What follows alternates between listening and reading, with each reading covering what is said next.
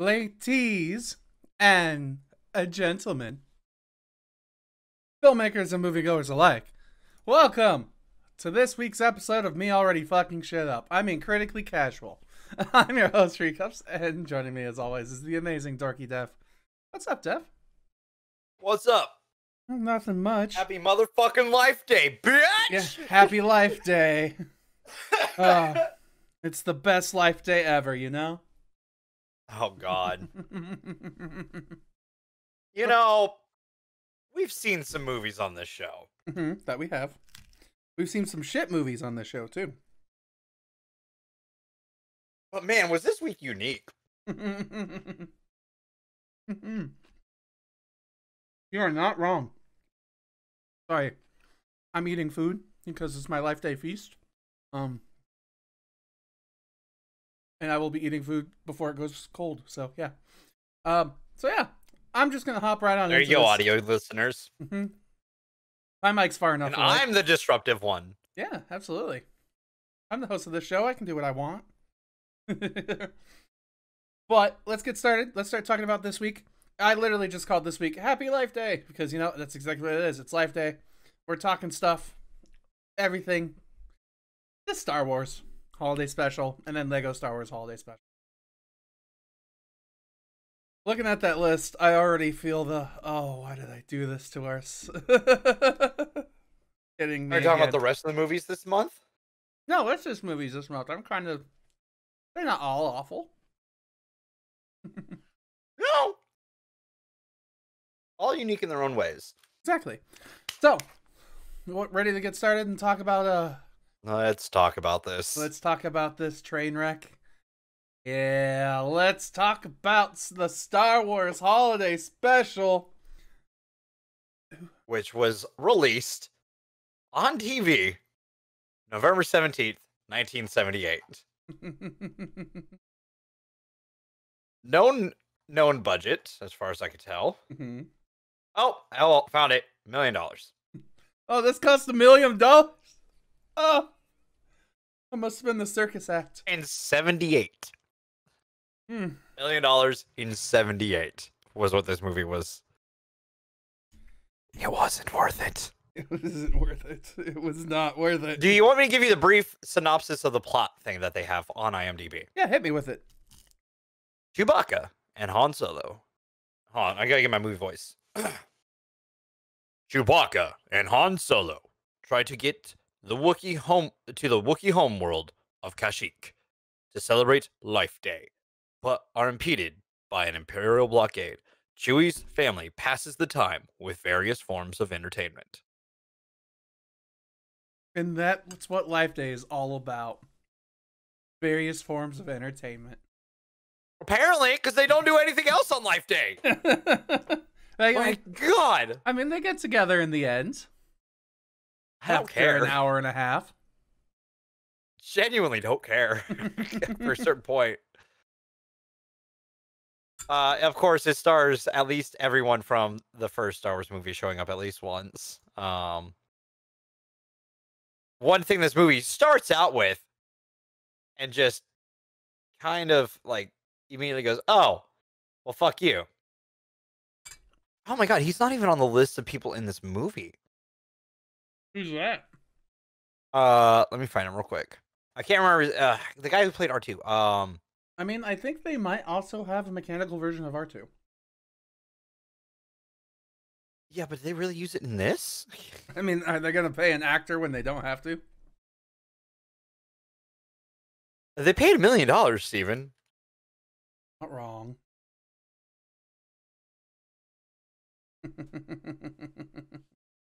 So, you know, I'm gonna point that out. Yeah, it's not even credited here. I don't even see him. Kenny Baker. But yeah, on the IMDb, he's not even credited. Like R2D2, Yeah. he doesn't even show up as a character. That makes sense. He only has like one line. He goes beep boop beep. C-3PO has like one line. True. But he actually says words in a language we can understand.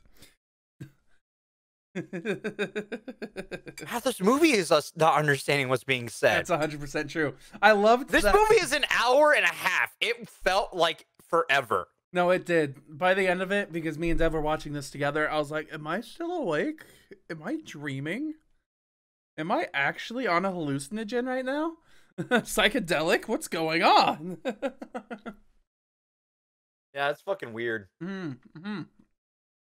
And sadly, I don't even know how to go ahead. I was about to say, and sadly, going through this whole thing, like, there's only one segment in the whole show I liked, and it was that weird, like, drag four-armed cooking show. You mean one of the worst parts? Yeah, one of the most culturally insensitive parts. Yes, I thought that was the best part of the whole thing. I just who allowed this? I can't remember. I remember it popped up a couple of times on the screen.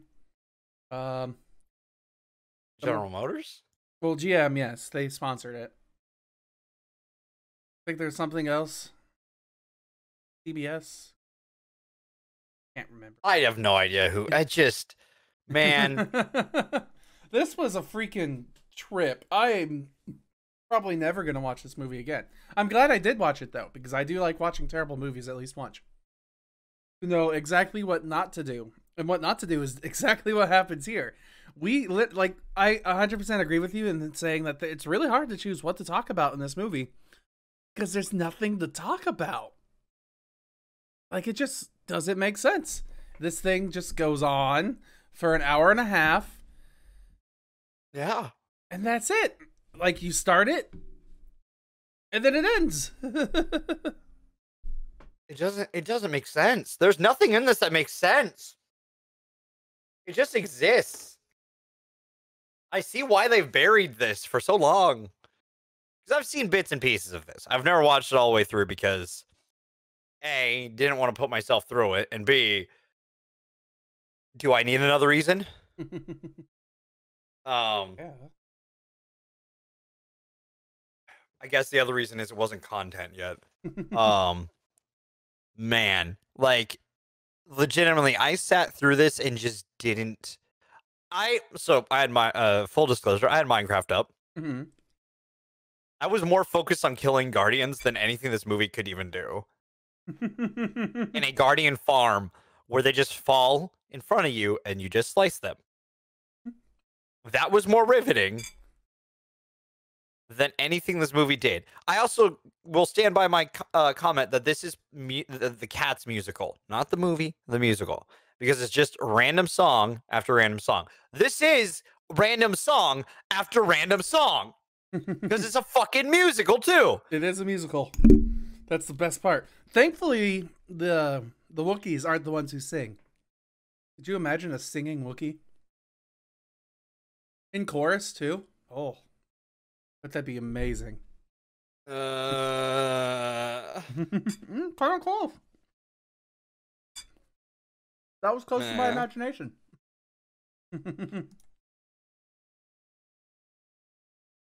But honestly, there is not much that we can say about this other than that it was probably... It exists. It exists? It was probably conceived by somebody who was on drugs. Not George Lucas, somebody else.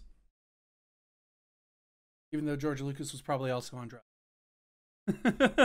He did the writing for the characters. He didn't do any of the other writing. Mm-hmm.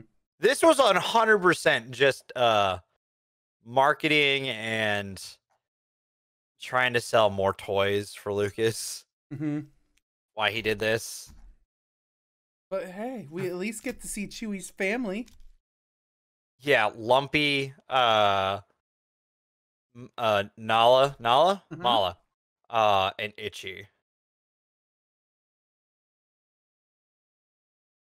Quite a trio.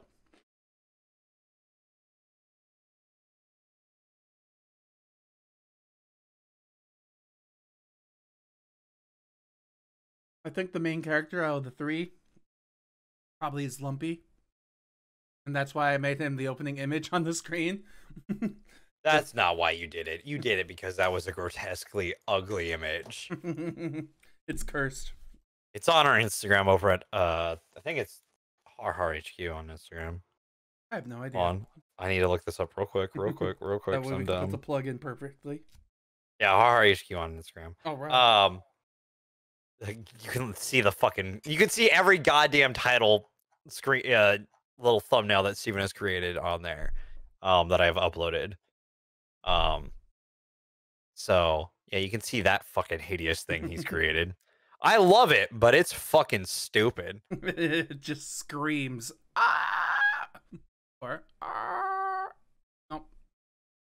I mean, you're not far off from how he sounded. I don't know what to say about this. This was a bad episode. This was a bad episode in the sense of like you feel like you had a bad trip watching this. This doesn't feel like anything Star Wars. And this is coming like this is down on this is the worst Star Wars thing ever. Wait, do we have to put this on our Star Wars ranking list?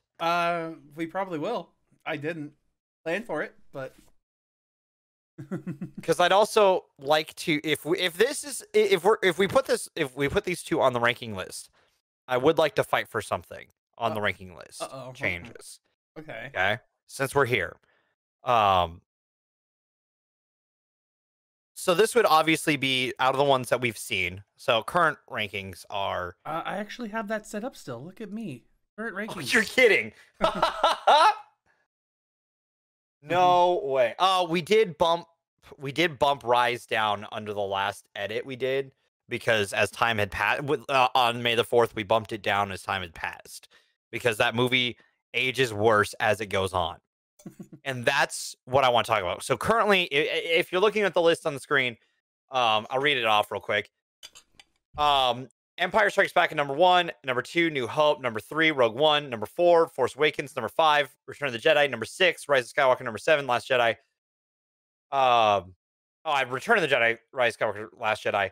Solo at number 8, The Clone Wars at number 9, number 10, Revenge of the Sith, number 11, Phantom Menace, number 12, Attack of the Clones. Obviously, this is going at 13. Edit as well. Rise of Skywalker is actually currently under Solo at 8, and Solo and Last Jedi got bumped up on the May the 4th show we did this year. Jeez. So yeah, I'm arguing that it needs to be lower. Lower than 13th? No, I'm talking about Rise of Skywalker. Oh, lower than we 8th? have the lift. Yes. As time passes from that movie, I mean, it gets worse the more they talk about it. It really does.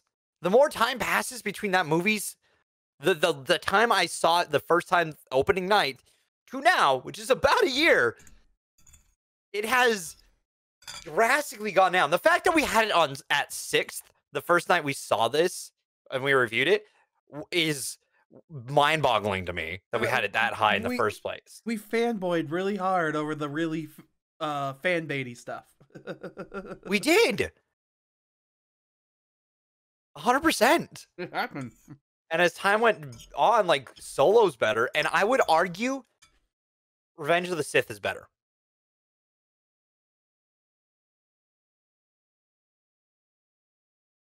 Because at least its plot makes some fucking sense. You know? It's not a good movie. I would even argue Phantom Menace has a better story. It's boring and dry, but I'm if you're willing to do this, I'm willing to put it at 10th.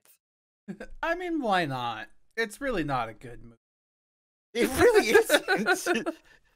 And that's not saying Revenge of the Sith is definitively a good movie. Don't get me wrong. That's why it's still, what, 9th? Out of 12, 13? 14 if we include the Lego movie that we're about to review too. I'm just happy because that means Attack of the Clones is even higher now. Or the Clone Wars is even higher now. Yeah, the movie that you're fighting for. Legitimately, that's why I didn't argue for it to be below Clone Wars. I argued it to be below Revenge of the Sith. Because Because you'd understand that more than arguing Clone Wars, because you even argued Clone Wars lower than that originally. But it's better than what you argue it is. Nope, it's awful. Even with occasional bad animation. But yeah, no, this is 100%. This is 100% the worst Star Wars thing ever made. I mean, I don't know. Have you seen special? Starship Squadron or Star Wars Squadrons? I've heard that fun. It's kind of fun to play. Sorry, I meant the animation after Rebels. Oh, Resistance? I think so, yeah. I've heard it's not bad. It's probably awful. I don't know. I'm just trying to throw something out there. There's nothing that could be worse than this.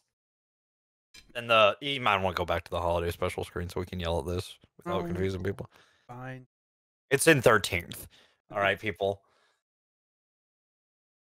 And does that mean we're going to put the Lego one on this list too now? I mean, probably not. I'm assuming it's not canon. It has to be an hour long. Okay. I can give that. It has to be an hour long Star Wars thing for us to put on the list. Like, I mean, this wasn't put on the list originally either.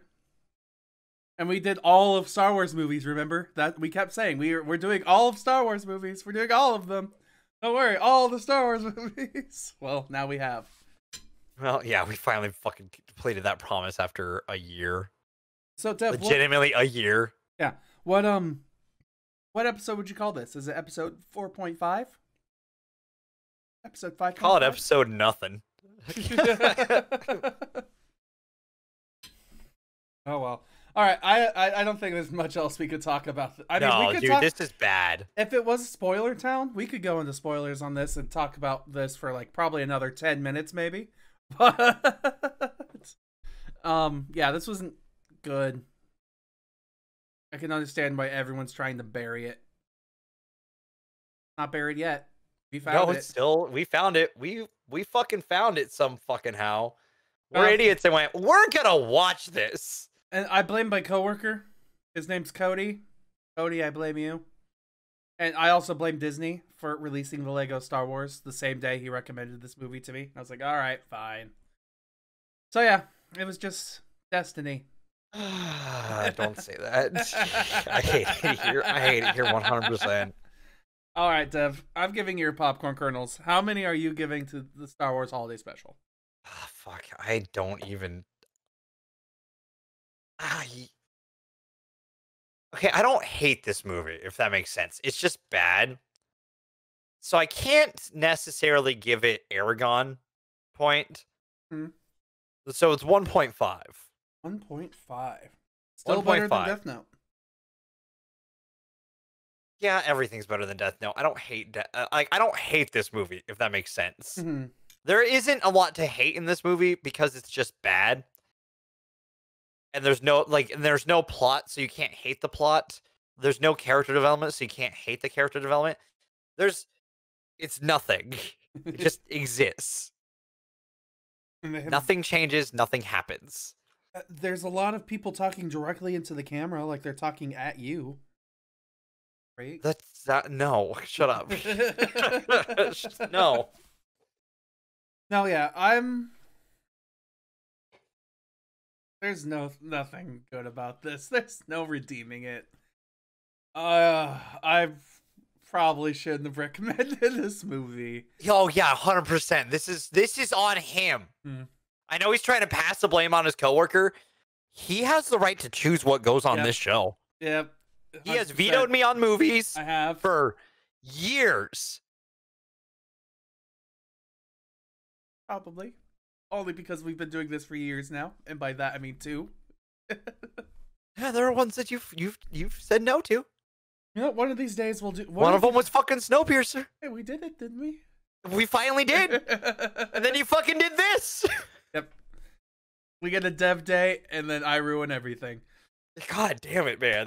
We got Die Hard at the end of the year. Fuck. Yeah, I literally made that joke too in Critically Casual in like the har Photoshop battle, where I was like, I take things and warp them to make it something adjacent to what Dev wants. Like, you know, Critically Casual. He wanted a movie review podcast, and I made this. Uh-oh, what happened? There was better things we could have spent the fucking... Uh-oh. I'm back. Things are fine. Hello? Hi. Okay, can you hear me? Yeah. Okay. Hi.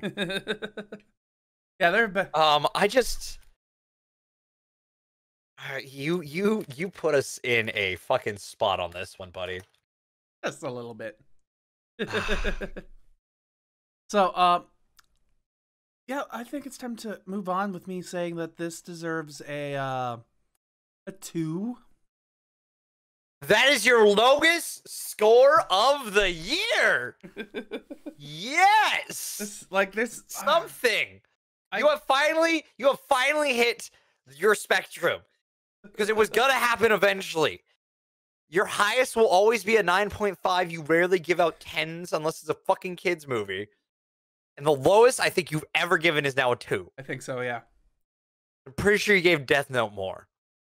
I think I gave it like a 3 or something, like a 3.5. Pisses me off. Anyways. Yeah, there was better acting in Death Note. Don't fucking start with me. All right, so let us move on and start talking about really what helped us end the night. Like, this was a real mood changer. It 100%. This made it, weirdly enough, the Lego Star Wars Holiday Special made up for everything. Released as a TV short November 17th, 2020 on Disney Plus. Does not have a budget release because they don't have to do that shit when they release it on their own platforms. Man, was this a hoot? It really was. Like, I enjoyed it a lot. It was really cute. The humor was Lego humor, which is arguably the best part. Yeah. Oh, Lego humor is great. If you've ever played any of the Lego Star Wars games, I played a lot of the first and the second one, which is the prequel trilogy. OG trilogy. The humor in those games are hilarious. It's hilarious in all, like, the Lego games know how to make funny. Lego movies know how to make it funny. With the Lego Batman movie, with the Lego movies, they know how to take advantage of what they are, which is Legos. They're kids' toys. And they have fun with it. There are plenty of times where, like, something happens and someone's hair pops off for a second. It's great. It spins, parts pop off. I love the imperfections and stuff that they do, like, on the surface, so it's all stipply and you can see scratches, and yeah, it's really nice. It's great. It's fantastically animated. It's not like the quality of, like, the Lego movies. Mm-hmm. Because those are going for, like, a photorealistic animation. Like, those movies look like they are Lego toys, just in stop motion. Mm-hmm. But they're animation, which is dope. Yeah, this had a little more fluidity to it. Like, they're not as Lego-y. Yeah, they're 100% like animations. Like, you couldn't look at it and go, "Oh, that's a Lego." No, this is an animated Lego. Mm-hmm. You know it 100%. But, like, the imperfections on, like, the grooves that form on, like, the Legos when they're, like, made and stuff. I mean, it made it feel personable and everyone looked different. Also, the fact that Rose has more lines in this. Oh, yeah. And more screen time is pretty great. The fact that this movie knows Lego humor and Star Wars humor. Absolutely. I had to double check real fast. Rose Tico is actually still played by Kelly Marie Tran. Oh, hey, look at that. That's great. One of my favorite things, they brought James Arnold Taylor to play Obi-Wan, and he's the voice from everything animated Star Wars. Hello there. Hello there. That was fucking... We busted up laughing because there's a scene, not really. Well, there's a scene that has him in it that is, like, fantastic, and I just didn't expect it. Mm-hmm. And it was good. I don't know, it's just like there's a lot of good voice acting. And it just seems like everyone just had a really fun time with this. So it was just generally enjoyable. That's the best way to put it. It was generally it was generally enjoyable. I 100% agree. So I kind of wish, like, I don't know what I'm wishing for actually. Do I wish it was more outrageous, or do I wish it was less outrageous? Like, if it was less outrageous, it could be considered canon. If it was more outrageous, I probably would have enjoyed it a lot more. But this was good. Like, I'm probably gonna watch this again with my dad because he'll probably find it funny. It makes me want to watch the other Lego specials from Star Wars. Are we gonna do that? Are we gonna have a Lego week or a Lego month? Oh God, that'd be nuts. Have we reviewed Lego Movie 2 and 1? I think we have. Don't remember. No, we did Lego Movie 2. Because we did 2 different animations. That's right. That's right. I think we did it with like Teen Titans Go to the Movies or something.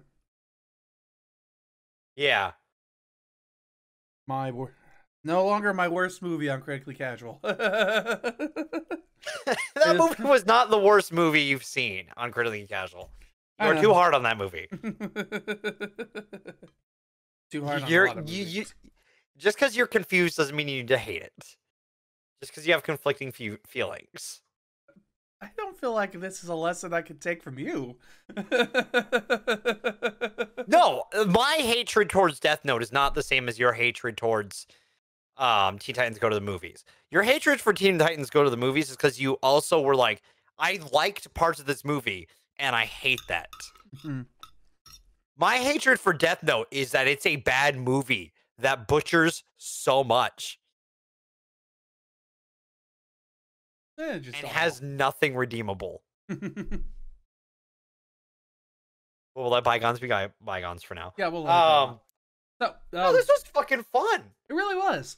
For anyone who doesn't really know, a quick synopsis is essentially Rey is on a journey to become a better teacher to teach Finn how to be a Jedi. This takes place after Rise of Skywalker. So, I guess there was information talked about after Rise of Skywalker that is now canon in the Lego universe, but not 100% canon in the Star Wars cinematic universe because it was never discussed on the movies. Well, also, I like how they beat around it a little bit, where the way they talk about it is how we, like, what people interpret. Like, I think it's a little bit of poking fun, okay? Mm-hmm. Because the way Finn and Rey talk about Jedi stuff is the same way that oh, is he saying I love you thing. It's in the same way that Rise of Skywalker did, which is funny because it's like, oh, hey, they're kind of in on the joke of what they fucked up. At least the Lego people are going to make fun of it. Yeah, the Lego people will be like, oh, fuck these people. We didn't make this movie. We can say whatever we want. 100%. But yeah. So this one actually tells a little bit more, or a lot more, about what Life Day actually is, too. That's something that's important as well. Yeah, the last one doesn't say shit about Life Day. I mean, it doesn't say shit about the Wookiees either. Other than Grandpa's a perv, I think. Yeah. Maybe. No, that's 100% true. Things I want to talk about in this movie. Like you said, it is definitely like a Lego animation, not Lego stop motion animation. The story was very cute. I like what they did with it. It was short, sweet, to the point.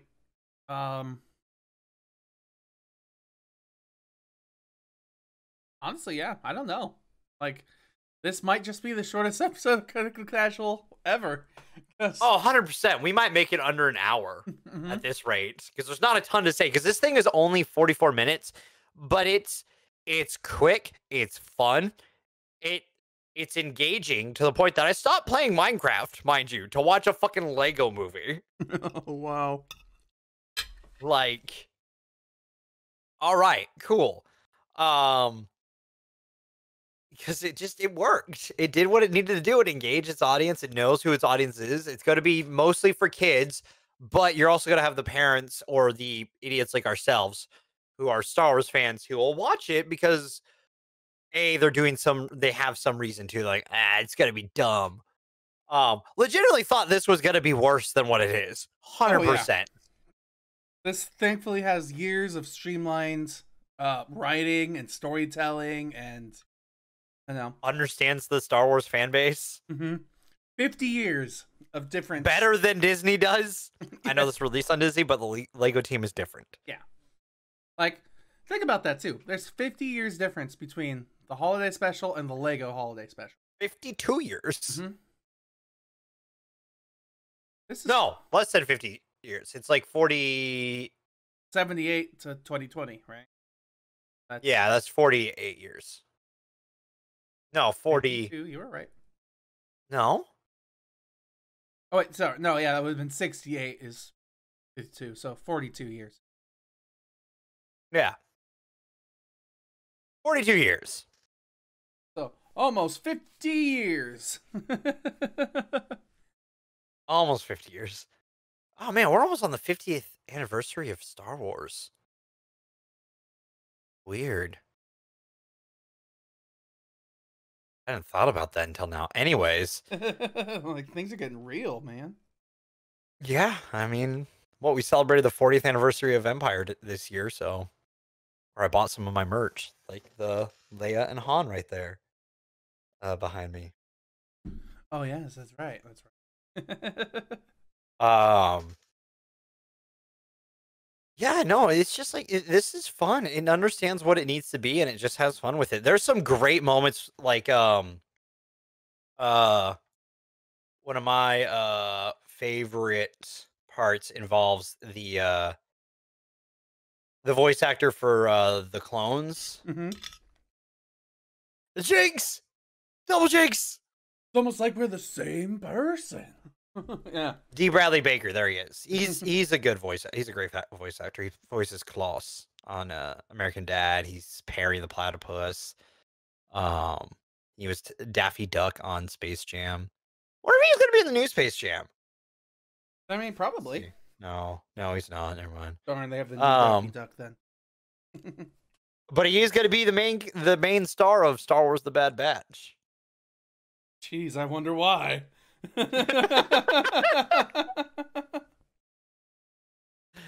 Couldn't tell you. But yeah, no, this was really entertaining. Do you want to throw in the popcorn so we can start discussing spoilers on it? Yes, I'll give you your popcorns. All right, for me, it was cute, it was entertaining, and it's definitely getting an extra point for a kid's point.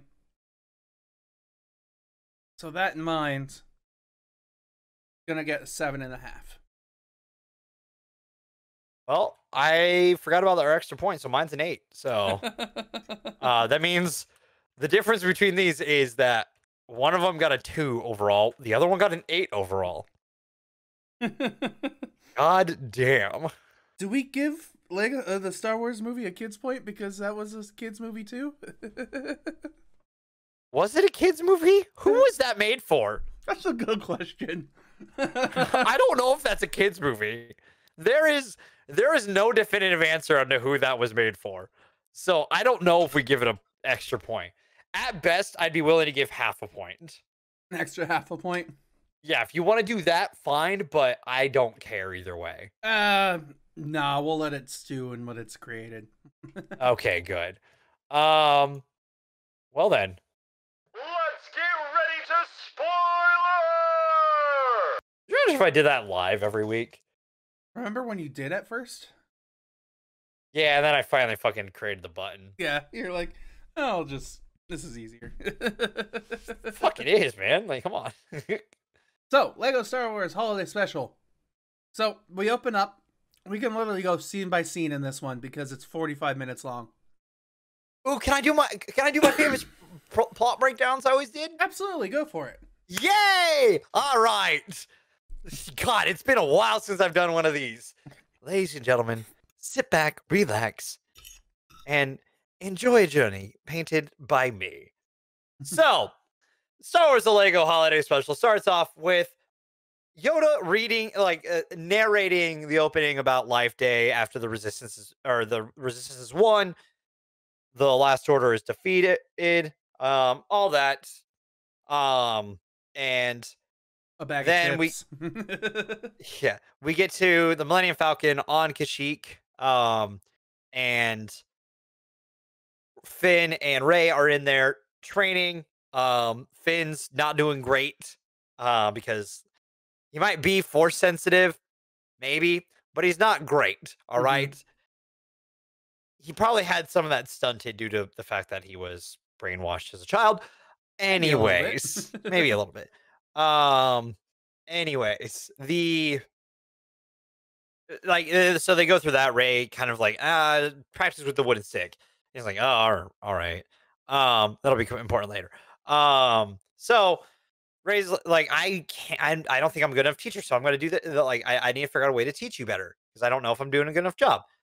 They're setting up for Life Day, all this stuff, and like Poe's freaking out because he wants to make a can't remember the name of the dish, but I can't he wants to make a special dish for it because that's what you're supposed to make. Rose is like, all right, you are going insane, Poe, as per usual. I'm gonna handle everything. And Finn's just like, I don't know what to do. I'll follow Rose or Ray because all I'm good for is to follow a female lead. That is all they've ever written Finn to be, and it's bullshit. Never and it mind still the fact carries that he's over the to leader this. of the rebellion, and probably God the new damn it. empire or republic. Anyways, is there even going to be a new republic? Who knows? Anyways, A new republic. Republic 3.0. They turned it off and back on again. That's all. Yeah, obviously the system isn't broken. It obviously has worked in the past. Anyways, so the so Ray's like, oh, I got to go do this thing. I know you guys are setting up, and need my help, but I'm gonna go do this thing because I might be able to help Finn more. She goes to random planet A with BB-8. They get there. She finds a crystal. Crystal has time space continuum mumbo jumbo, similar to what if this is spoiler for Rebels. Warning, spoiler for Rebels. Ezra learns how to do some timey-wimey stuff on Lothal. And it's similar to that, but not quite that. It's more direct teleportation, not a bridge through time. Yeah, Lothal was less extreme. Yes, this was jarring, but great, because what we get is her teleporting throughout the ages to different points in Star Wars. So the first time she teleports back to Dagobah when Luke is there training and watches Luke and Yoda train. And we see Luke try to do the X-Wing thing and fail, and then they leave because BB-8 starts getting attacked by a slug monster thing. Then they teleport. I think it's that they end up under the table. Oh yeah, under the table in the very. Oh no, they teleport back, and then they teleport in again because they're like, "Oh my god, that was nuts!" And I believe it's that they end up under the table, where we get the part that I loved, which is a young Obi-Wan and a Qui-Gon Jinn in the room waiting for negotiations in episode 1. And bored. So boring. We get James Arnold Taylor playing an crazily eccentric Obi-Wan, and god damn it, I would have killed for that eccentric of a Ewan McGregor. That would have been hilarious. Because we know he can do it. So I like that. That's where my brain went. Like, oh my god, that would have been hilarious. But it would have changed how he got played in later movies, anyways. And Ewan McGregor was probably the best part of the prequel. So, anyways, outside of don't Ian look a gift horse in the mouth. Yeah, outside of Ian McDermott, who plays, the Emperor. Anyways, so we go from there when the gas comes in, so they teleport out. They end up on top of an elevator with Anakin and Obi-Wan. Episode 3 looks doing a conversation similar to what they did in episode 2. It's not the same conversation. It's definitely later because of their look and stuff like that. It's definitely after Obi-Wan obviously knows what's up. Because, by the way, if you haven't watched Clone Wars, spoilers for Clone Wars, Obi-Wan knows about Anakin and Padme.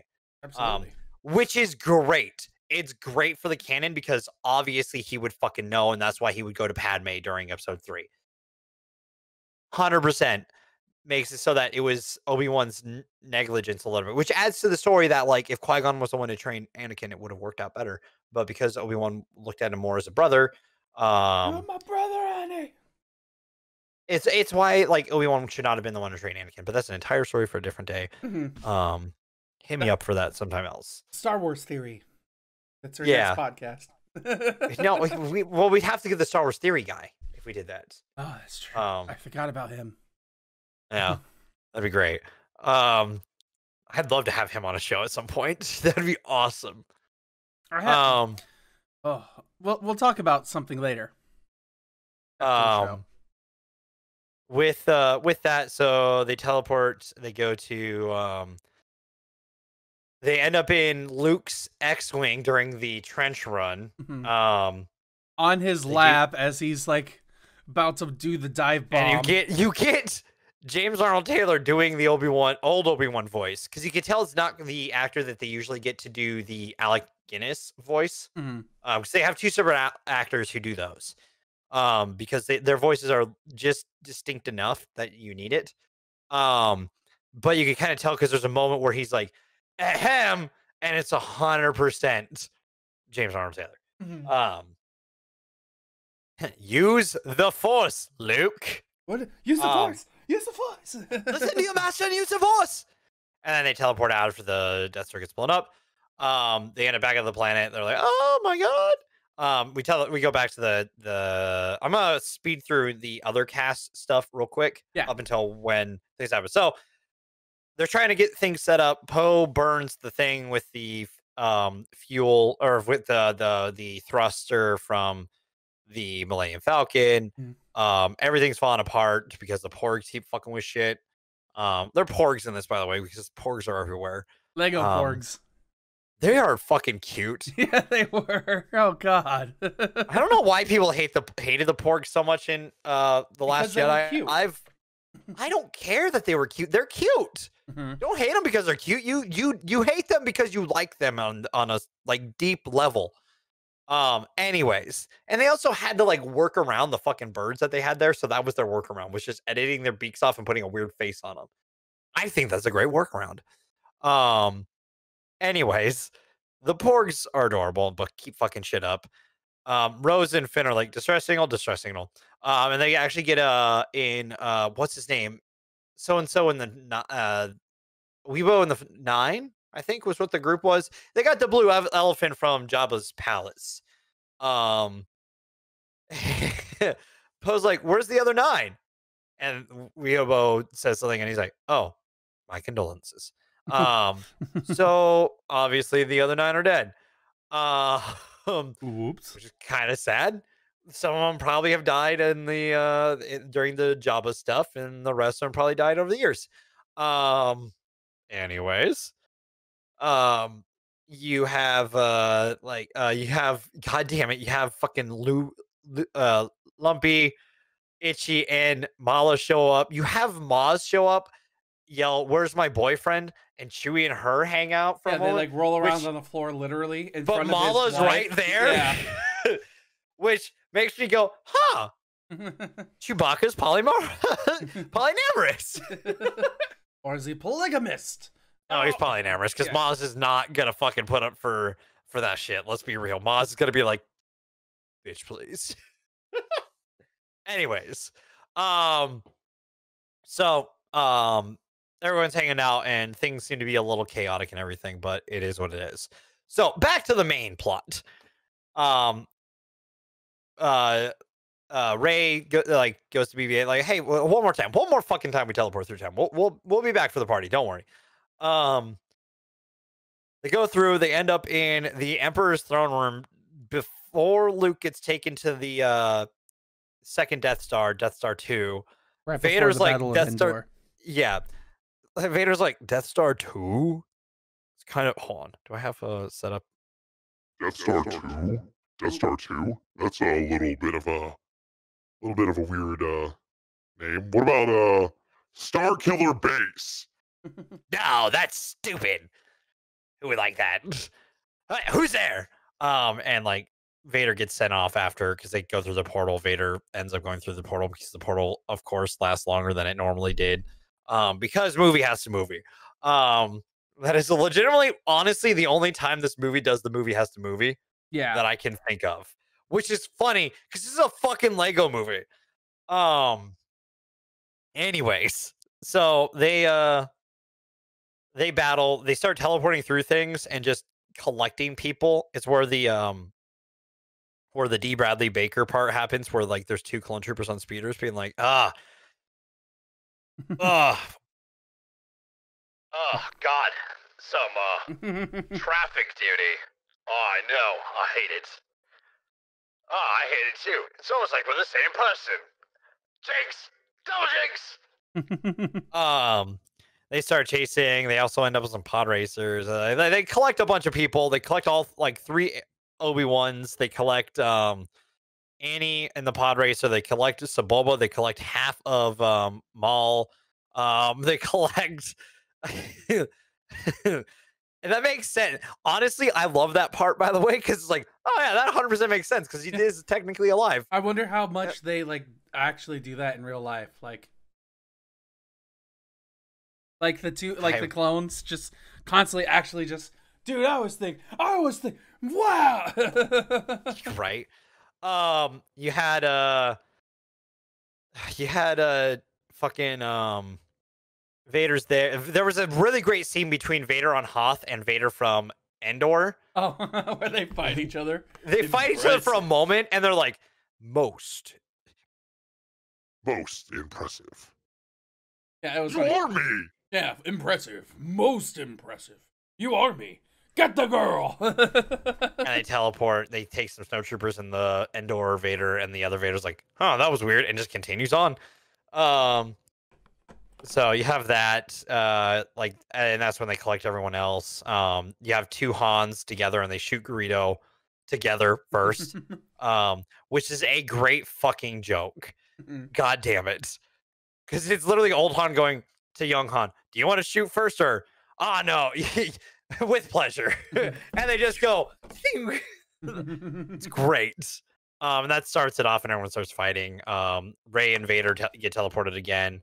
3 Obi-Wans, man. Oh God. Hello there. Hello there. Hello there. Then Rey and Vader teleport back to the thing. Vader gets the thing. They actually get teleported with young Luke, who they're like, another great line is Master Skywalker, my son. I mean, oh my, those binary sons. And they all teleport back. By the way, during this, BB-8 is stuck at the temple. Because BB-8 didn't get teleported during the mass teleportation scene that we just talked about. They end up at the temple. BB-8 gets thrown against a thing, trying to save the crystal. Vader ends with the crystal, leaves. Then we get Vader and the Emperor going to the future and meeting Kylo. Shirtless Kylo, yeah. Shirtless this Lego was the only Kylo. scene I knew about because when we were setting up to watch this, I accidentally hovered over the bar and I saw shirtless Kylo and I was like, I'm already sold. This is gonna be funny. I freaking love too how they had Hux freaking like fanboying over him. Like, over the navel. I mean Navy. Over the mid, over the pecs. I mean peaks. Like, I'll come back later. It just walks away. Yeah. Great. That was funny. And so like you have that. You had and Kylo goes into telling the whole story, and during this, Rey ends up talking to Force Ghost Yoda. Yoda's like, "Oh no, the key to the past was with you the whole time," kind of thing. Yoda giving the insightful thing, but Rey not quite getting until Luke goes like, from what I heard, it was that you just kind of know how to do the thing, and she's like, "Of course, Master Skywalker, you've taught me." And I made a joke for the first time, but really, he's taught her quite a bit. So, anyways, So she learns that she could do the whole thing, the teleportation thing, and then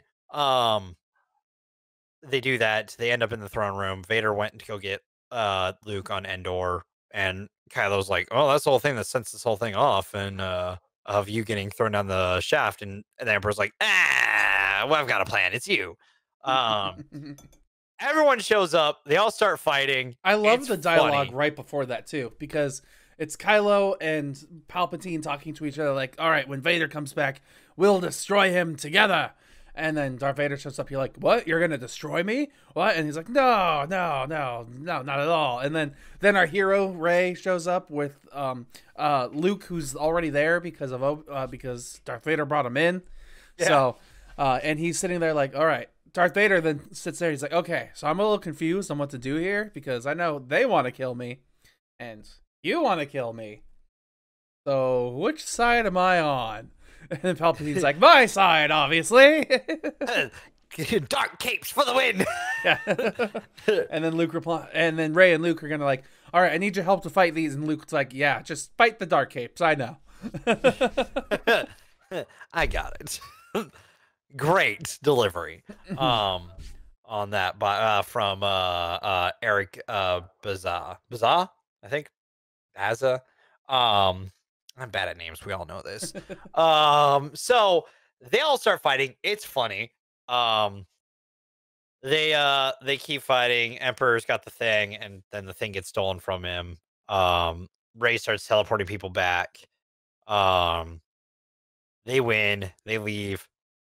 The Emperor gets thrown by down the shaft after doing the electric hand thing on Vader as Vader's lifting him, and as he's getting electrocuted, it turns into Lego skeleton for a second, Yeah. which is funny as shit. And I'm pretty sure the Lego games did the same thing, by the way. But don't quote me on that. I'm not 100% sure. Mm-hmm. Emperor, as he's falling, has a moment of, oh, maybe I should be good, and then dies, which is also hilarious. And bit of a riff off of what Robot Chicken did when he was thrown down that in Robot Chicken. Mm-hmm. Also just makes me think, if this thing was that long, why didn't the fucking Emperor just raise himself with the Force? Anyways. There's nothing to force onto at the bottom of that bottomless pit. Except for the reactor. Yeah, there is, because it explodes. Yeah. Anyways, so that happens. Rey, goes back, goes to Finn, like, you know how to do this, all that stuff. And essentially the movie ends with Kashyyyk and snow, which apparently they're pretty low odds of happening. So movie ends, everyone's happy, everyone's together. Finn's like, oh, I can do this. After he cuts the table in half though by accident, but it's funny. And that's the end of the movie. Yay! Bam. We're done with everything movie related under an hour. Yeah, Lego Star Wars, very cute. I will watch it again for sure. So, yeah. Anything else we want to talk about after that? I think we hit it all. Yeah, I was about to say, I think you covered all of it. All right, hit the news button. We're moving on to news. Woo! It's news time. So, do you want still do that by button? Like, yeah, I still that's have to true. myself. So It's okay. That means you could just change it up each and every time. oh, I don't know if it's the same every time. I couldn't tell you. No, definitely not. One of these days, you're going to learn Morse code and start putting messages in through that. Oh, I should. Yes, that's great. Why did you say that on air? Cut this right now. You're breaking up. The show might be. Uh-oh, this isn't good. Anyways, He's smart ass. So let's talk news. You have a lot of news this week, I heard. I had saw. 2 news. That's not a lot of news, but that's a lot of news for me. Do you have news as well? I'm looking up some news right now. Let's start with one of yours, though, just so I can. have more time to look Okay. up. We'll start with. Do you want the longer conversation or the shorter conversation? Let's start with the longer conversation. HBO Max Boom. is going to be releasing movies the exact same day they hit theaters, starting December 25th with Wonder Woman 1984. This has sold me on HBO Max, 100%. I know. I'm on record on this show saying I'm waiting for the Snyder Cut to get it. Mm-hmm. This sold me on it 100% because it's new movies almost once a month. Pretty much, if you look at the kind of the docket. Yeah, all the stuff that they have plans coming up here. Yeah, like there's a lot of movies that are coming out through Warner Media. So yeah, kind of sold me on that. All right, cool. Oh, I forgot there's another Conjuring movie coming out. Jesus. Yeah, and that's gonna be on there, which means we're gonna review it, and it's an actual mainline Conjuring movie, which maybe that'll be good then. Hopefully, yeah. But yeah, there's some interesting movies I'm just looking forward to now. Yeah, 100%. And I know. So the big conversation with this is, are theaters dead because of this? Let's say that's something that a lot of people are talking about. I can already see going over a bunch of new stuff. People are speaking out about it. For instance, one such person who is speaking out. Oh, I lost it. Where? Is Christopher Nolan actually? I'm not surprised. I know his Tenet is through Warner Media, but I'm not surprised because he makes movies for the theater experience. Yeah, absolutely. He's very avid about that. And I 100% agree. You see a Christopher Nolan movie in theaters at least once if you're going to watch it. Or as close to theater experience as you can. So if you have a home theater, that's a pretty good supplement. Mm-hmm. But I mean, with how this year has went, this is potentially so we talked about Mulan earlier this year. We didn't discuss the movie itself because we haven't reviewed that yet, but we talked about it going to streaming through the $30 charge and how we were like, I don't know if that's the right play. It's especially with you saying that you're going to release it later. Mm-hmm. A $30 charge for renting a movie is a bit steep for people in our class. Yeah. Because we're, middle class. If that even exists nowadays. Yeah. What would probably be considered lower middle class. Politics. So with that, a $30 charge to watch a movie once. And yes, we could share an account for it, so we each get to see it through that $30 charge, which I mean does even out to what we would probably be spending on a movie ticket each. Putting it together, that is about that. But that's only because we share it. Yes. If we each watched it separately on our own accounts and paid for it, that's $60 for one movie, which is more than we've ever spent on a movie for this show. And that's even when I lived in Vegas. It was cheaper for me to go to a theater experience than that. And Steven lives in California, so movie tickets are a little bit higher there. So even when I was in Vegas and Steven was where he is, it would be cheaper and we got something to eat probably or to drink. It would still be cheaper overall than renting that movie on two different accounts. So I went on the record saying, it's not, I mean, I'm not going to pay for it because it's just, that's a steep charge in my opinion. Mm-hmm. Fucking free though? HBO's going to fucking murder with this. Absolutely. Plus you get all these other things too with HBO. Don't you also get you get their back catalog? Yeah, you get their back catalog of all the stuff they've made in the past years. Plus you can bundle with other things too now. Get HBO Max with Hulu. Well, I'm not sure. Well, no, you get Hulu with Disney Plus and ESPN. Yeah. But I'm pretty sure you can get HBO Max with other things as well. So probably all this stuff under the Warner Media branch. I mean, DC Universe streaming stuff is just going directly there. There's a chance potentially, who knows, Rooster Teeth could end up there too. I know the next season of Genlock's gonna end up there. Mm-hmm. There's a lot of stuff that thing's gonna get. They also have a rotating catalog of movies. Yeah, I mean, that's kind of a killer deal suddenly. Not that it wasn't already a good deal. That I was just holding off until I wanted to watch the Snyder cuts on there. That's legitimately not discredit to the streaming service. It was more I mean, I pay for Verve. So that's more what my thing was. I watch more anime than anything. Yeah. But hell, this fucking sold me on it 100%. I'm probably going to get it this month then. Nice. To watch Wonder Woman. it's just kind of crazy to think about. It's on streaming service. It'll be on streaming services. Like, Hmm. and so the big thing is like, is this the death of cinema as we know it? I think COVID's the death of cinema as we know it, and this is just Yeah. a byproduct.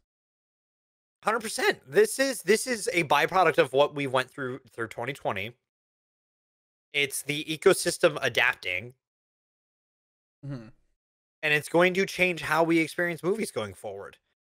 I think it's also going to change how spoilers are done going forward. Because if you're on the internet in any way, you know that like there are certain things that like as a community, like the internet as a whole, usually with movies is pretty good at refraining from being super spoiler heavy. There are assholes out there who will post on every post about something in the comments, but for the most part, you can find information about a movie without it being spoiled.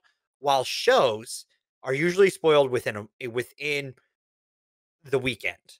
Mhm. Like if the show released on Friday, you have that weekend to watch it, and then people are like, "Okay, spoiler time." Dude, Including, Go ahead. go ahead. I was about to say I had Mandalorian spoiled for me before I watched the episode that came out on Friday, and I was like, damn it!"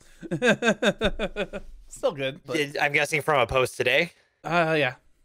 Yeah, I know exactly what post you're talking about. Because it's the post of Spoilers past. yeah.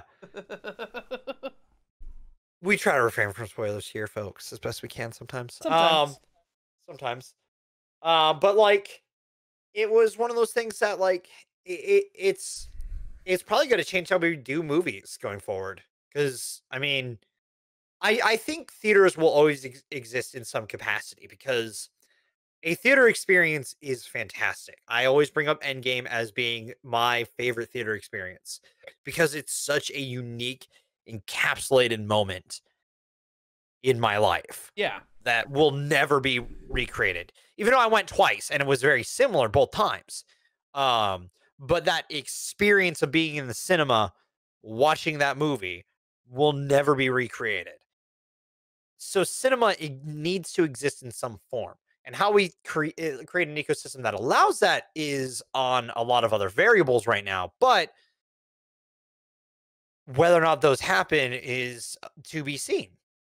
So this is just, I think, the Hollywood execs just being like, you know what? We still need our turnaround.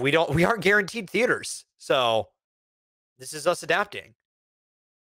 And it's going to change how, like, honestly, like the Academy's going to need to change because if movies are released, I mean, they're same day theaters, but like at this point, like you might as well just do any movie that's streamed has a chance for Academy stuff, right? Mm-hmm. So I don't know. It's going to change the game. Yeah. So I'm interested to see where this goes. I am too. I'm sure like there'll be arguments because AMC did this before where they argued like we're not gonna show your movies if you do live to release stuff. So they'll probably do that still, but then the only problem is if they do that in this instance, those are the only movies that are coming out really. So are they gonna ban the only movies coming out from their theaters? That's gonna kill them worse than not just being dual. They're already planning on banning Universal movies, so I mean that's 2 studios that you're gonna try banning from your cinemas. That's not gonna work. You got left Disney, and I know Disney has the movies, but like, yeah, that's not. Yeah, I got a piece of news here now. I'm gonna move us on to the next thing. So you know how I complain about like sequels and prequels and things constantly just being done and overdone. Well, believe it or not, creator of the Kingsman series, Matthew Vaughn, apparently been thinking ahead and already has plans for not 1, not 2, but 7 Kingsman sequels.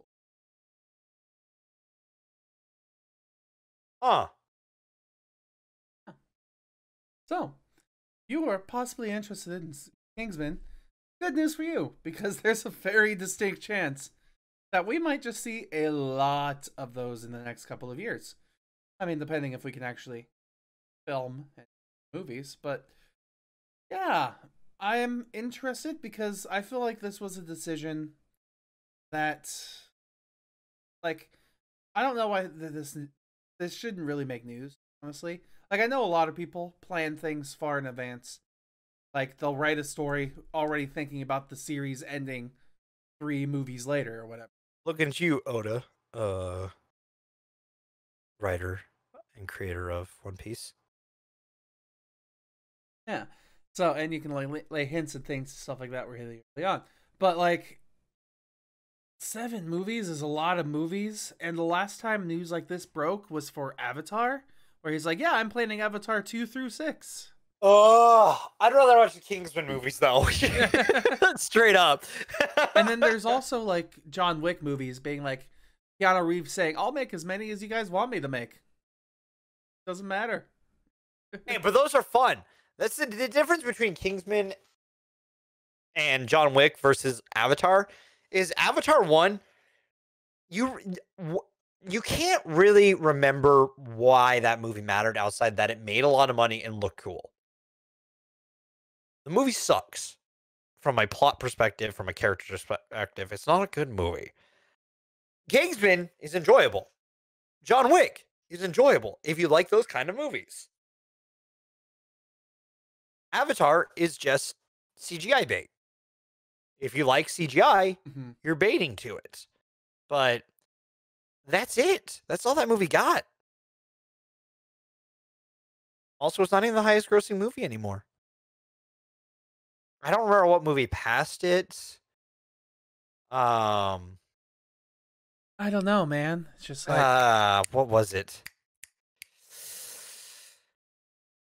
Started with an E. end something. Oh, Scavenger's Engine? Immortal Engines. Yeah, I think that's what it was. Okay, that was good. That was a good pull. I'll give you that. Same fucking year. Anyways. Yeah, I mean, I'm cool with it. Those movies are kind of fun. So, and we plan on watching them at some point on this show. So, I'm cool with it. Let's go. Yeah, all right, cool. Want to hit me with your second bit of news?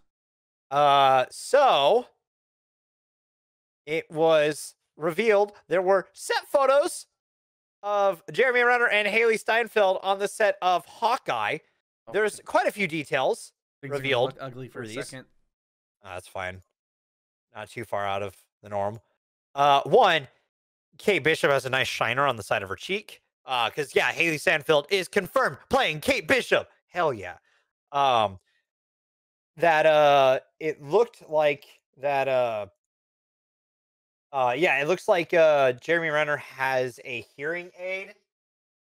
I think is what people said. I can't 100% tell because it's like the same color. His ear looks like it has the same color.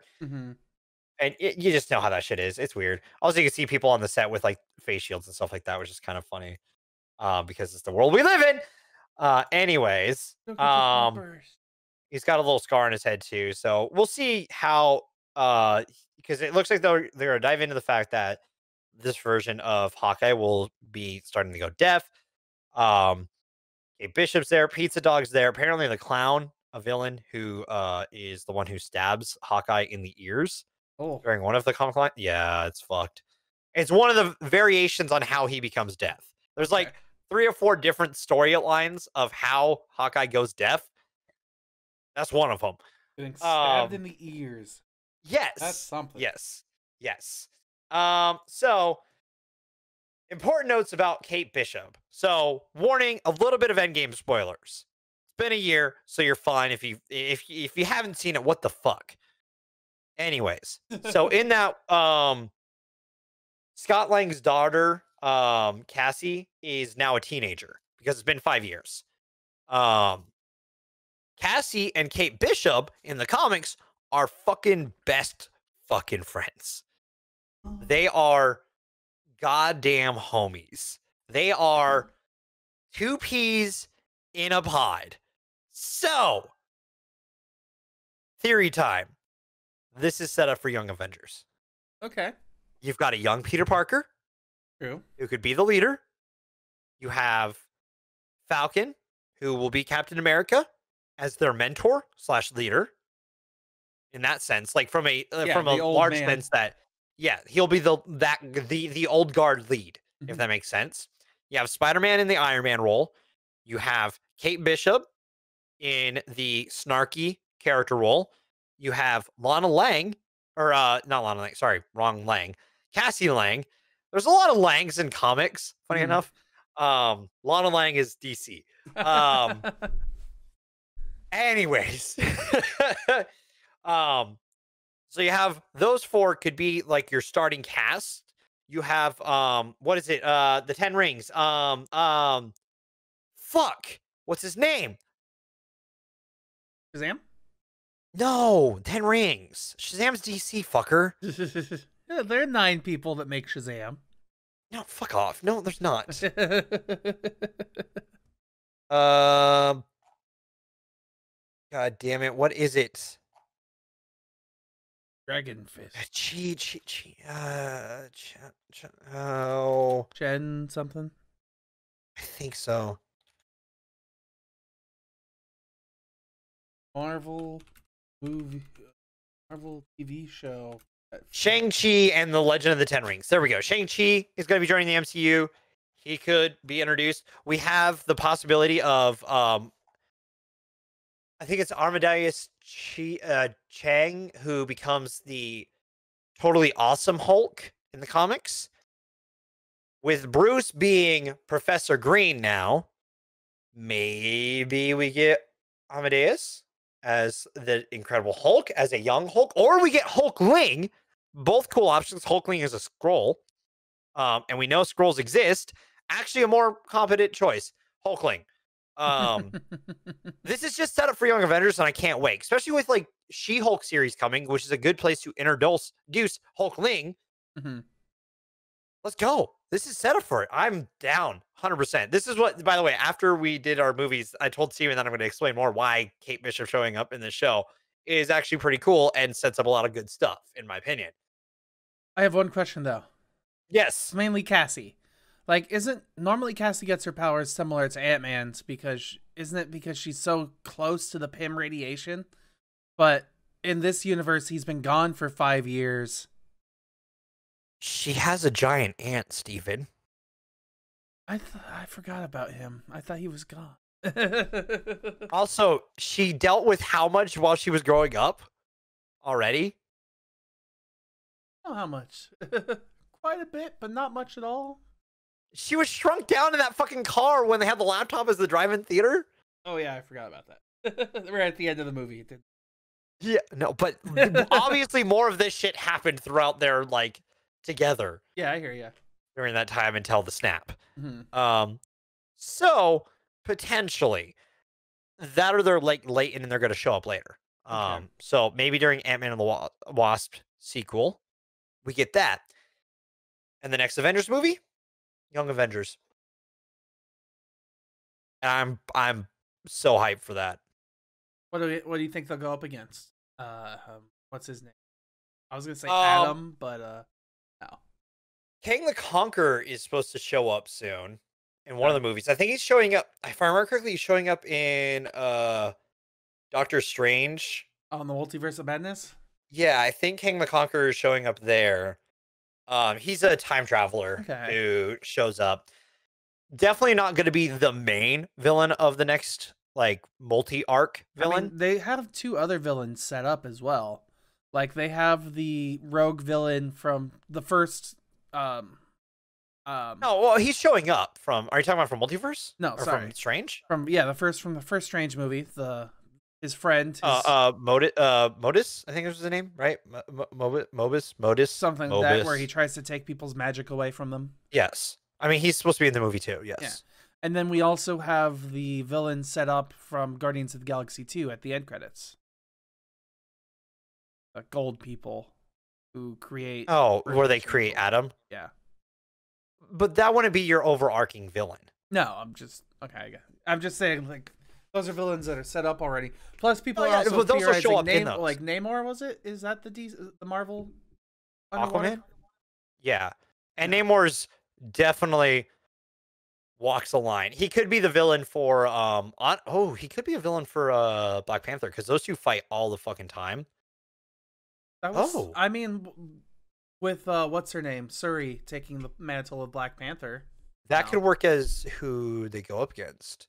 Because Namor does some fucked up shit, by the way. Okay. Multiple times. So maybe. But I'm more talking about overarching villains. Which Galactus. So it would be Galactus, and then after Galactus would be Annihilator. He's from the he's a Fantastic Four villain as well. God of Death. And if Venom ends up in the MCU in some way, we could do what they're doing right now with Black King, which is God, I can't remember his name, but he's the god of the symbiotes. Okay. There's a lot of villains if they do the things right that you could end up with as overarching villains. What if we got to see Apocalypse thrown in there? If they end up throwing in Yeah, no, 100%. If the X-Men is in there and we get a good Apocalypse is a villain that you get Avengers and X-Men together to fight over. 100%. That'd be dope. Like, there are a lot of villains that we have available now that the Fox rights are in Disney's hands. So a lot of overarching villains we could do. There's the Nightmare King. There's a lot of things that can be played around with. So definitely some interesting stuff. But yeah, no, I can't wait to see Haley Steinfeld's Kate Bishop because I think she's a fantastic actress. So let's go. I'm in. Let's go. All right. I can't wait to see their banter with each other because the two characters in the comics are very snarky with each other. It's a very much a pseudo father-daughter bond. Which also leads me to believe that maybe Hawkeye is going through divorce. I know. Which would be rough for him, given everything he's been through Endgame. It would suck, but at the same time, he's a changed person, though. Like, oh yeah, no, he was Ronin. Like, yeah.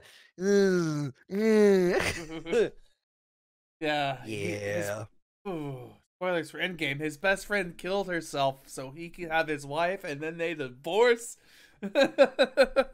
Oh.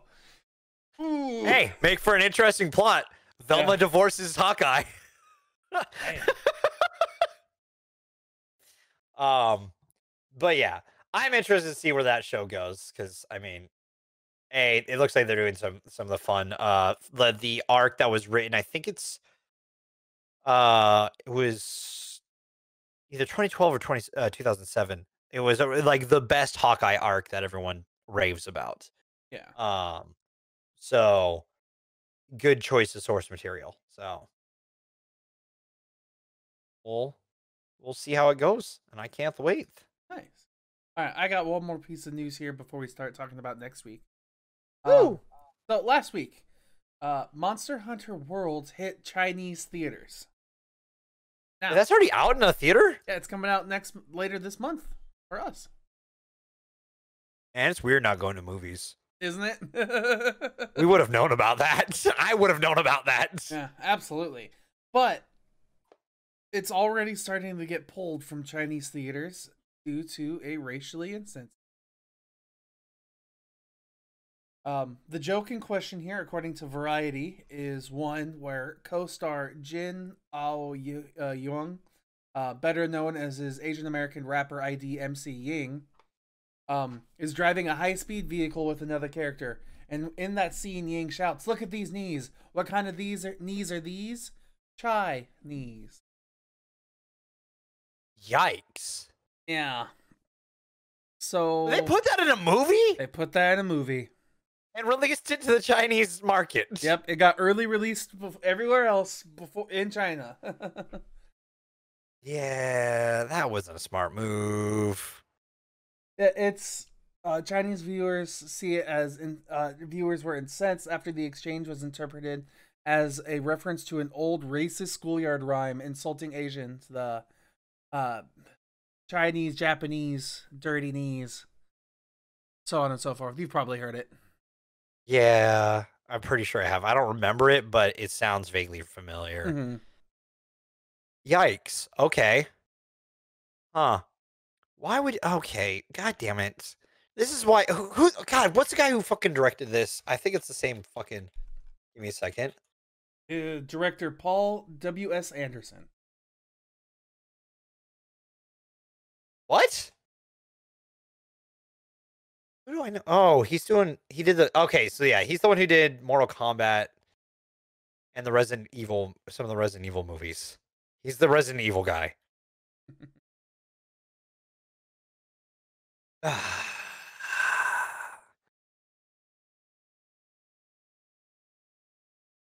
God damn it. All right. Idiot.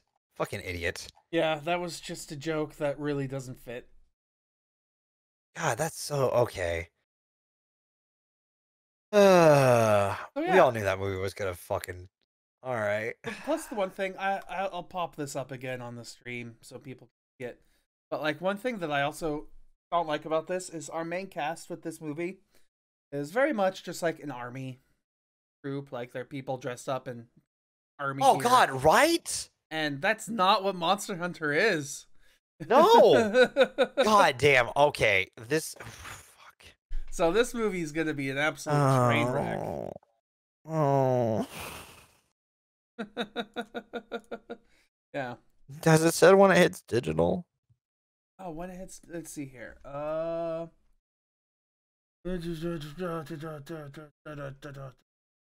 Monster Hunter World. Monster Hunter film release, initial release in Germany. Christmas Day is when it's releasing to theaters.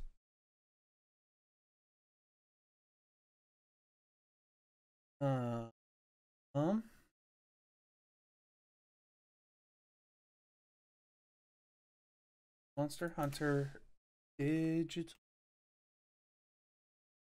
release date.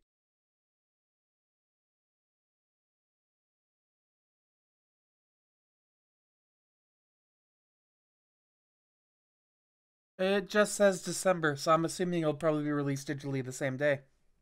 But that's just assuming. Alright. It does say here, Monster digital release from the Amazon Video and iTunes should be about a week or two before the Blu-ray and DVD and 4K releases. But the estimated VOD release date is December 2020.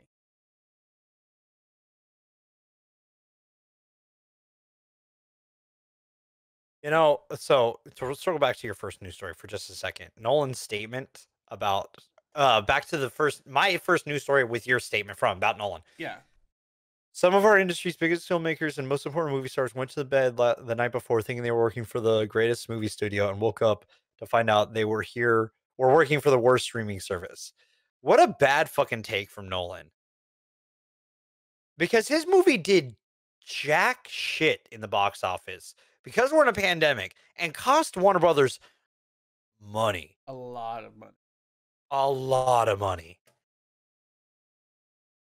That was a complex movie that we need to watch. The reason why Warner Brothers is probably doing this is to make up for that loss.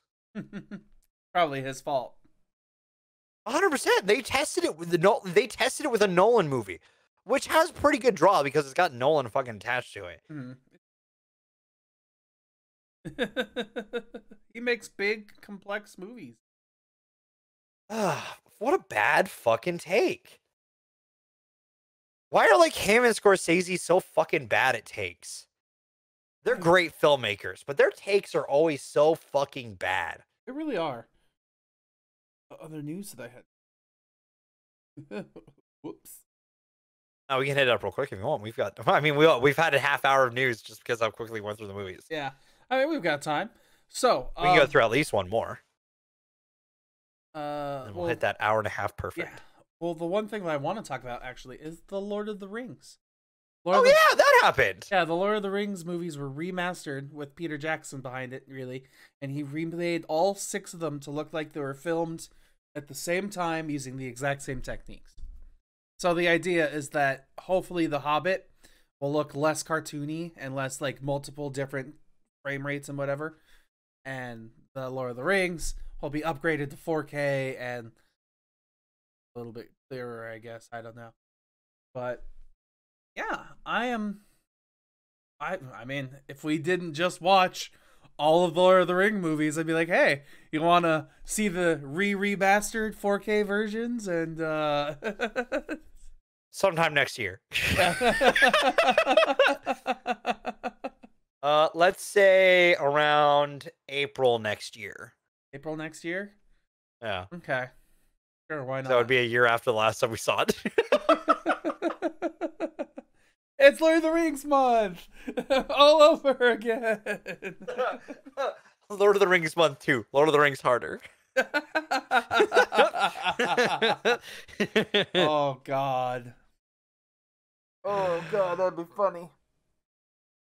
Yeah, pretty much. But yeah, I'm actually kind of interested in this, especially now. 100%. Because in my living room, we have a brand new 4K TV. That was one of my dad's Christmas or birthday gifts this year from a friend. He was gifted a 72-inch 4K TV. Hell of a gift. Hell of a gift. So we'll be enjoying that. We've already been looking at things to watch. Like, all right, so what are we gonna watch? We gotta watch Avengers Endgame on this, of course. Saw you watching Witcher. Yeah, we watched the first episode of The Witcher. So I think at some point here we're going to have to do some of the shittier movies like Ready Player One. I still really enjoy watching that one, actually. So it's fun to watch. Not a great movie. We've already started talking about like Game of the Thrones episodes, like Battle of the Bastards or Battle of Winterfell or Winterhelm, whichever. Why would you watch that one though? It's so fucking dark. But with 4K, it's less dark. There's No. many shades of gray. No, the problem with that episode is even at 4K, you still have that issue with the pixelization from the darkness. Mm-hmm. You still have that issue from 4K. I'll be the judge of that. The people with 4K fucking like theaters, like Tim Geddes, when he was reviewing that episode, complained about that issue, and he has like a bitchin' home theater. So, yeah, no, it's just a problem with that episode. All right. Go ahead and watch it, and I'd like to hear your take on it, but I'm guessing it's still going to be an issue. We'll see. Battle of Five Armies will be great on it. Oh, absolutely. But yeah, so that's things. We'll probably end up watching a bunch of other shows that we enjoy too. I could probably watch at least one Star Trek episode, even though it won't do anything but make it really big. So, yeah. I think that's it, honestly, except for next week's movies. Anything else you want to talk about except for next week's movies? Let's go into next week's movies with the Xmas Chronicles. Woo!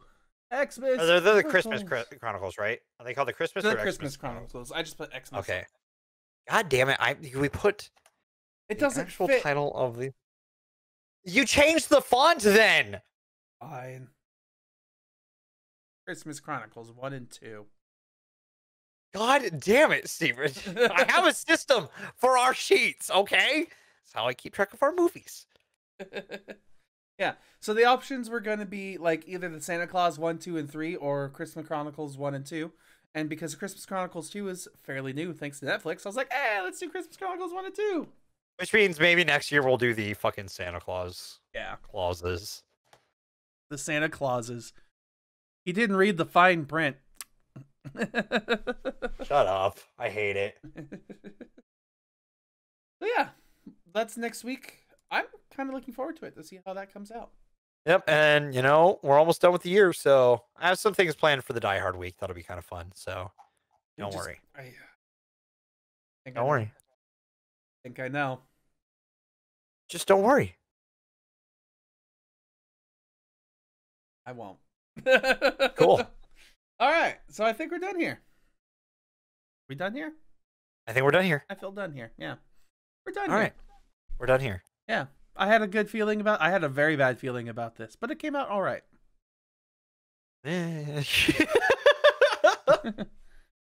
Oh, they didn't have that in this movie, did they? In either of them. I've got a bad feeling about this. No, they had. I have a good feeling about it in the second one. That's true. The Lego Star Wars had a good feeling. Yes. But in 1978, I have a bad feeling wasn't a meme yet. Oh. All right. Yeah, we're done here. We're good, everybody. Thanks for stopping by. You're awesome. We appreciate you. We'll see you as we continue on our holiday season with Christmas Chronicles next week. But until then, bye, everybody. Bye. Bye. Oh, We're done here. That image, I forgot. Ugh.